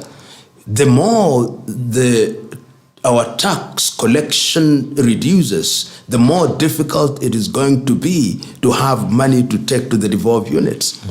I'm told that there are quite a number of devolved units which have paid salaries using overdrafts, which means you can't solve the problem. If you borrow money at 18% and then you receive money and then you are paying the loan, how are you going to get out of that hole? You are not going to get out of that hole. I saw a letter of the Council of Governors written to the National Treasury saying, release money to us. And I could almost hear the treasury saying, but we have no money to release to you. So you've got to look at all these things. Actually, Rigathi said, Rigathi said, if you want to remove our trousers and whip us, you just can't. Yes, Go so, ahead. I mean, We may have a situation where in all the 47 counties, if we are not very careful, in the next 1 year, salaries will not be paid even for 6 months. And that is a recipe for disaster. Wow. It's a recipe for disaster. So we had better declare a crisis of sorts in our country so that we are able to address these problems properly and address them without looking at whether it is an opposition thing or a government thing. All right. 21st century. You're seeing what is happening in the north. There's something called cattle rustling and banditry. In a country that is 60 years. I think we'll be doing Kenya at 60. Yes, Kenya at 60 December. this year. Kenya will be turning 60. Now, a country that is at 60 is still talking about citizens who live on stealing cows and criminal activities like banditry, the insecurity in the north. What has been your honest opinion and analysis? It's easy to speak about the question of banditry in that part of the world from an armchair position without understanding the dynamics. But I believe that government should take deliberate efforts, I hope they are, to engage these communities, to change the manner in which we deal with cattle in terms of husbandry in that area. And they could borrow a leaf from the Ugandan government has been engaging the Karamoe-Jong in the Karamoe-Jong area. And there is something that can be done across border. And I believe that if the Kenyan government and the Ugandan government, and I think even the South Sudan and the Ethiopian government were to work together with community leaders, there is a way in which we can improve this particular situation. And because using strong arm methods can only take you so far. It cannot solve the problem in the long run. It's a firefighting solution which solves the problems and does not quite heal it. So I believe that there are different ways, and I want to I want to give the government the benefit of doubt that efforts are being made beyond dealing with what is obvious to engage these communities and to persuade them to adopt a different way of taking care of the animals. Easier said than done, but that is what must be done. If it is not done, then we'll have a perpetual problem in that part of Kenya. Okay. Yeah. Is it an economic issue or is it just criminal? There are those who actually say that is a commercial enterprise. I do not know. Did you hear? Yes, I heard the governor of Trans Nzoia saying that there are individuals who are involved in it and that some of the animals that are stolen sometimes find their way in our plates in Nairobi. If that is the case, then you've got to find out what is the source and kill it from the source. And where it also ends. Yes. Then you work backwards. All right, 18 minutes past 9 a.m. 18 minutes past 9 a.m. Now, I would want us to head towards our last stretch on this. And I would want to, you wrote a letter. You did a letter to President William Ruto. Did he acknowledge it? No. He has not acknowledged. I've already said that they did not acknowledge. You did not acknowledge the letter. Both of them, but I'm certain they are aware of its contents. Yeah, they are quite aware of its content. Okay. That I'm confident. You also did a letter to Raila Odinga. Yes. Has he acknowledged it? No, none of them. He has not. Yes. None of them has acknowledged it. Now, I also read the letter. And you are raising very critical issues on nationhood. And the crowd went in normal Kenyan. And you see, sometimes I think we imagine that we're immune. Yeah. We imagine that we're immune to the consequences of leadership until we get to that point. Case scenario on 20th, that's on Monday, we imagined that we would actually come and we would do our shows as usual. We come to the studio and we run our programs. Like, those guys can andamana, opposition can andamana.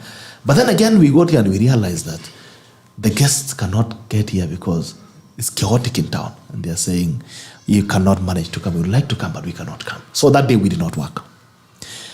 The general thing as a nation is we imagine that it's not my problem. It's another person's problem until it's on your door. That's when you realize that, wow, this is actually it. In 2007, we imagined that the clashes that are happening is not your business because you're probably seated in the village and you're not going to go anywhere anyway. Until you realize that you have a brother in Nairobi who needs to move, who needs to come home, and along the way, you lose that brother or sister to violence. And you raising very critical issues in terms of nationhood and how a nation should operate and the responsibility of leadership on, what do you expect those guys to act on? Those we've given the responsibility to manage us, yes. All of us, collectively. I'm sure the president would get this message, this broadcast. I'm sure that Raila Odinga would get a chance to listen to what the conversation that we've had today, if they are not doing it right now. I'm sure they will at some point. What message do you have for Raila Odinga this morning? Since I wrote that letter and I had an interview with my good friend Jeff Koinange, I've been interviewed by Ugandan television. I've been interviewed by South Sudanese news outlet because they say that what happens in Kenya affects the region. So when we are talking about the domestic arena here, we must also be worried that we are affecting our neighbors. Remember that goods are imported through the port of Mombasa to Uganda, to Sudan, and indeed, even through to Eastern Congo. So we owe a responsibility to our neighbors. And our leaders ought to recognize that. When we talk about the cost of living and we disrupt economic activity for a whole day, it means that goods have not moved. Perishable goods perish in the process. People have borrowed loans from banks. When shops are looted, you drive people out of business. When people have died, people lose lives and futures. When you order the boycott of items, I'm now thinking in different parts, particularly in the western counties or where Azimio has support. If you are somebody who has an outlet for M-Pesa, your life is in danger. If you have your bank like KCB, the message that the supporters of Azimio are listening to is, this is a shop or a bank that is a candidate for banning or being looted. And I'm seeing this from the experience. How do you help the economy in that way? How do you? These are the questions that Raila Amolo Odinga should address his mind to. Are you helping the economy or you are sabotaging the economy? Is there a better way of doing it? I remember distinctly Raila Odinga served in government with the current president. What is so difficult for him to pick a call and ring President Ruto without press coverage and raising all these issues? Raila Odinga worked with Musalia Mudavadi, with Moses Wetangula. What is so difficult? Calling them. He can do it. But it requires the spirit of patriotism to take charge of his mind and heart. And that is what some of us are urging him to do. When the clergy are telling you postpone it and you rebuff them by quoting the scriptures out of context, how are you helping your country?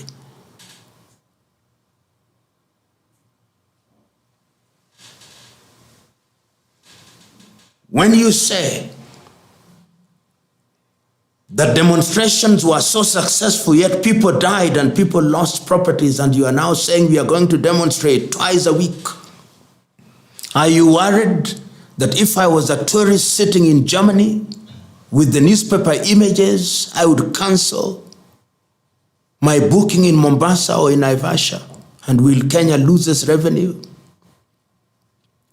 Are you worried that those who wanted to ship goods through Mombasa will now go to Dar es Salaam? These are the questions that they must ask. To President Ruto, you are the President of the Republic of Kenya, duly elected and confirmed after a petition. Is it not possible for you to call Mr. Odinga and ask Mr. Odinga, what is it that we cannot discuss in order to stabilize this country? That is all I ask President Ruto to do. You worked with him before. You can do it again.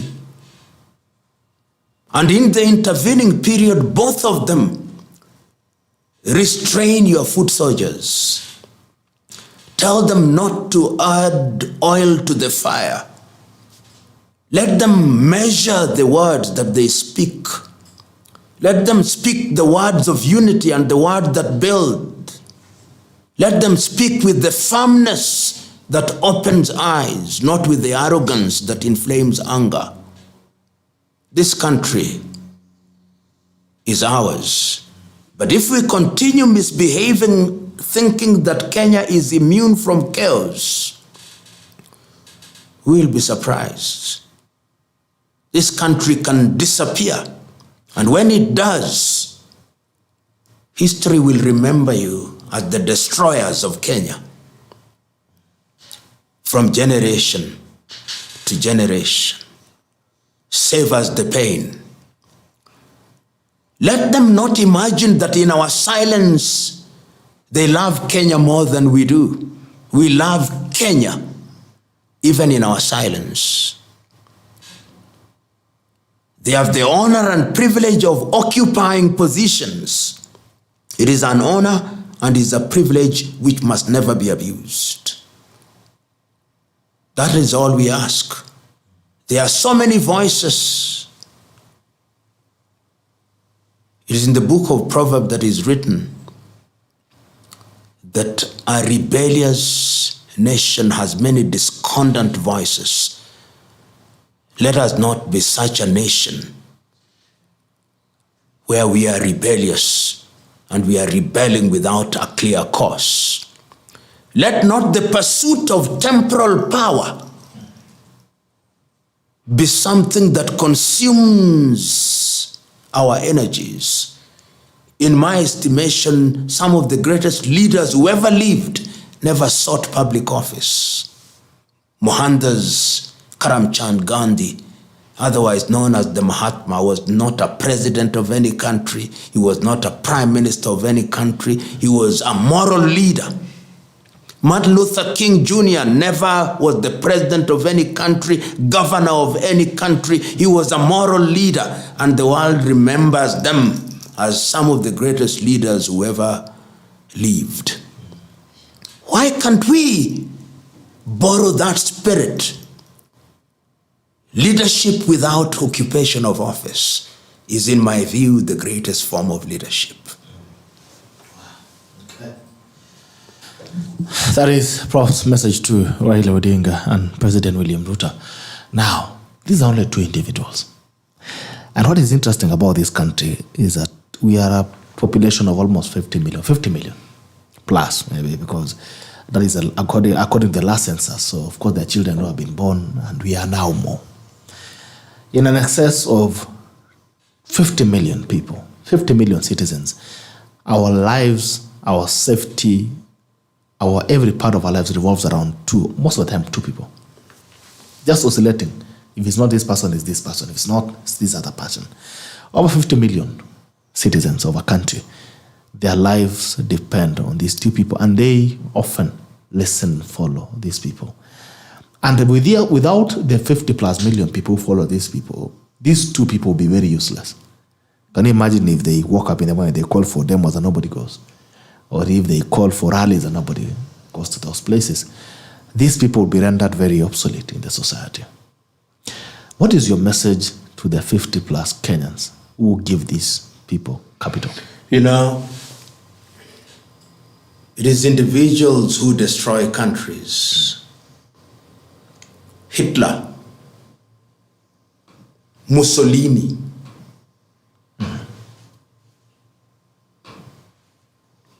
it is individuals in their pursuit of power who destroy countries. But in responsible societies, it is the duty of the majority to tell those who are misleading them not to do so. Easier said than done.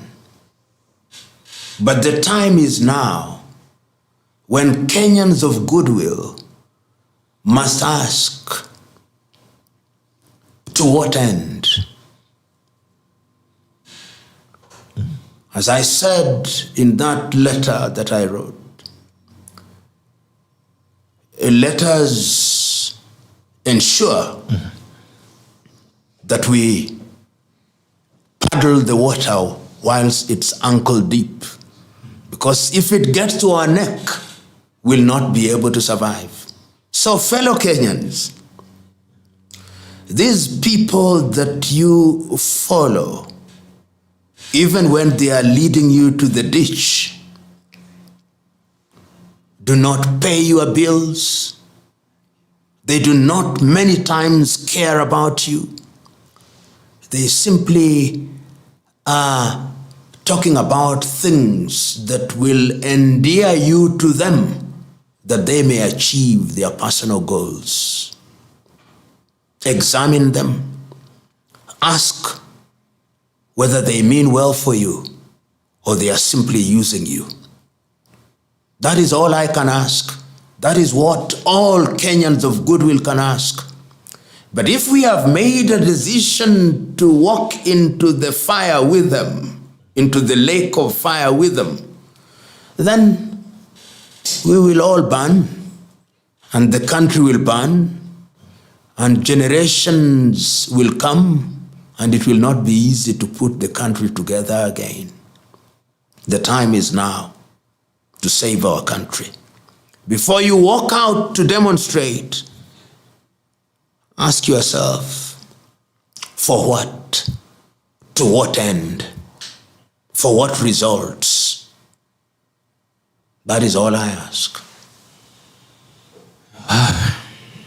How, as a Kenyan, you've been paying attention, and you've heard that request from Prof. And I think it's a moment of reflection for every single Kenyan as we all struggle with the things that we are struggling with. And it should not leave you that anything that happens in this country affects all of us. That's the same way the price of unga. It affects Azimio, Kenya Kwanza, cuts across. Anything happens in this country, it will also cut across. If there's insecurity, it affects all of us. If there's chaos, and all that, it will affect all of us. Anything that goes wrong or right in a nation is going to affect all of us very equally. Very, very equally. That is the beauty. That it will balance, and every other person will get a share of the pain or a share of the joy that any country rejoices. So it's a moment of reflection for every single Kenyan. Take your time and reflect on what really matters to you, and try make a decision or make an attempt to really focus on those things that you think would mean something for you. If it's anything that does not give you value or takes away value from you, then you also need to decide. But like as Prof has said, I'll also say that, but if we've made a collective decision that we are all going to walk in solidarity into destruction, so be it. Yeah. Yeah. Maybe we have a collective national death wish. Societal. Then we cannot be helped. If we cannot help ourselves, who will help us? Good question. And actually, as the majority, if we cannot help ourselves, if we cannot steer the country to where as a majority we want it to go, then I don't think there's any other miracle. Yeah, with all we can say. I remember in the Bible there is a conversation between Abraham and the angel that was going to destroy Sodom and Gomorrah, and say, even if there were 50 people, he would still destroy it. And he said, if there are 50, I would not. It says, even if there were 45, I would not. They debate until 10, and ultimately Sodom and Gomorrah was destroyed. Are we the latter day Sodom and Gomorrah?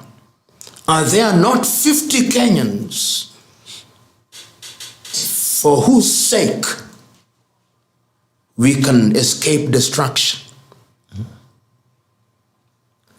So that, are we a country to whom or to which God is talking and we think God mad? Are we? That we no longer listen to the divine voices and we listen to the voices of men whose interests are short-term and temporal? Are we such a nation? We can do better. We must do better. All right. Thank you. Thank you so much for coming, Prof. It's always a pleasure to have you. And thank you for speaking truth to all of us, including Kenyans and citizens and leadership in the same manner, in equal manner. It's been a pleasure having you. This has been a special edition of Sheria Wiki, or State of the Nation edition, and exclusive with Professor PLO Lumumba on the State of the Nation. I hope you've been able to really grasp and take notes of what you've spoken on, especially on the state of the nation and how we can move forward as a country and as citizens, and where responsibility stays. Leaders that are speaking to you this morning, we beseech you that you pay attention to what the nation is saying. Understand that you can drive the nation to where the preamble of the Constitution actually says power rests with the people. Sovereign power rests with the people. So I hope that as a political class and the leadership, you understand that the power rests with the people and you listen more to what the people are saying than what you want to tell the people to do. And as a majority citizens, and the citizens are the majority in the country, we also have a responsibility to ensure that we take responsibility on how we steer this country and where we take it to. It's been a pleasure having you, always a pleasure. And I still want to remind you that yes, kama wewe ni mkulima, make sure that you can get your animal feeds from Fugo Limited. Hakikisha kwamba unapata chakula ya mifugo yako kutoka Fugo East Africa, ama Unga Farm Care East Africa Limited. Chakula ya Fugo inakupa nafasi nzuri ya kuhakikisha kwamba unapata mapato zaidi kutoka kwa mifugo yako. Kama ni mkulima wa kuku, kama unapata Fugo layers. Kama ni mkulima wa nguruwe, hakikisha unapata Fugo pig. Kama ni mkulima wa samaki, pia kuna Fugo tilapia. Na pia kama unafanya mambo ya dairy, unaweka ng'ombe wa maziwa, please ensure that you can get your Fugo dairy from Unga Farm Care East Africa Limited. Ama Fugo Feeds, please go and source it from a credible and certified distributor, Agrofed, ambayo imepewa nafasi ya kuweza kuuza chakula ya mifugo hiyo. Fugo Feeds, please ensure that you can get quality feeds from Fugo. Kwa nini? Please, I've told you that it's safe for consumption, aflatoxin free. The biggest problems that farmers have would be feed poisoning. Now, secondly, the nutritional formulation is a top-notch. Scientific ensure that to make sure that your animal is able to get a balanced nutritional value from the feeds that you get from Fugo Feeds. Also, we want to guarantee you that you're going to get the best production from your animals. Kama ni kuku unafanya wanyama, best body weight you're going to get from them. Kama ni kuku wa mayai, quality eggs, and also more eggs that you can produce, and the health of your chicken as well would be the best that you've ever seen in the market. Hakikisha kwamba unapata chakula ya Fugo, kwa sababu malezi bora unapata mapato zaidi. Fugo Feeds, malezi bora, mapato zaidi. Until Monday, I want to wish you a very great weekend. Enjoy yourself. This has been the State of the Nation edition, exclusive special edition, State of the Nation, on the 24th of March 2023. And it ends now. Bye-bye.